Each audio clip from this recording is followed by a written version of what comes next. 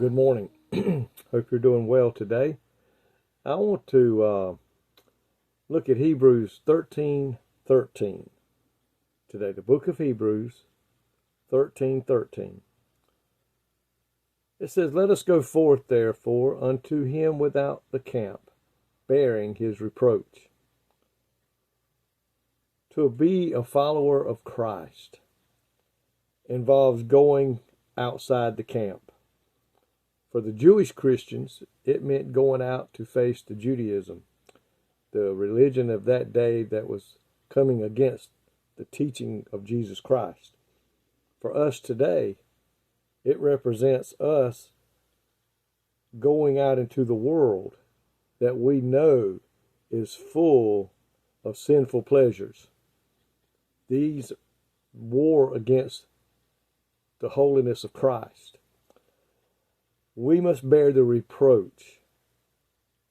And if we must bear the reproach, and we do bear the reproach of Christ in order to follow him and sympathize with him, to be his friend, to be identified with him, to be considered one of his followers, and announce to the world that we approve his standards and his purpose in coming to earth, then that is going to separate us from the world. But we must go forth into the world to reach the lost. And when we do go out and to win the lost, it's going to bring things against us. People are going to say that we're crazy. People are going to say that we're ignorant of the fact. And how can we believe such a thing? Yet, we must go forth and bear the reproach. Because if we do that, then we're considered a child of God. And if you look at 1 Peter 14:14, it says, Peter chapter 4, verse 14, it says, "If ye be reproached for the name of Christ, happy are ye. For the Spirit of glory and of God resteth upon you. On their part he is evil spoken of, but on your part he is glorified." So we know that on the world's part, they consider Christ evil. They speak negative about him. But you and I today, we glorify God. We praise the Lord. We honor God with the life that we live for him. So today in which we live, let us go forth today and proudly preach the word of God and realize that we are not without a city. We're not seeking things down here on this earth. We know everything down here one day will pass away. What we're seeking is that home eternal, forevermore to be with the Lord in a place that he has prepared for those children who follow him. And folks, that is what we must do today.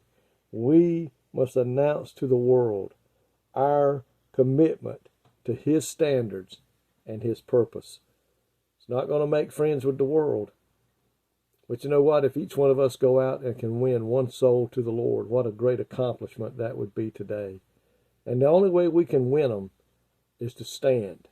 Not compromise, not weakened, not watered down, but stand for the truth that is found in God's Word. There's people out there today that are searching for the truth. They're searching for that will bring them peace and a life of contentment and a life of joy. I'm talking real joy and real peace that only comes from God. They're looking for the truth. You and I know the truth. And the Bible says the truth will set you free. And that's what it's done for us. And that's what we must want it to do for others today, is to set them free of the bondage that Satan has upon them. Lord, I pray today, in a day that this world is filled with so much evil and wickedness, that we will go boldly into the world and show them the light that is shining in amidst the darkness. Show them the joy that can be had, the peace that can be found only in Jesus Christ. Help us today, Lord, to be about your business, winning souls for you. In Jesus' name I pray. Amen. Folks, may God bless you today is my prayer.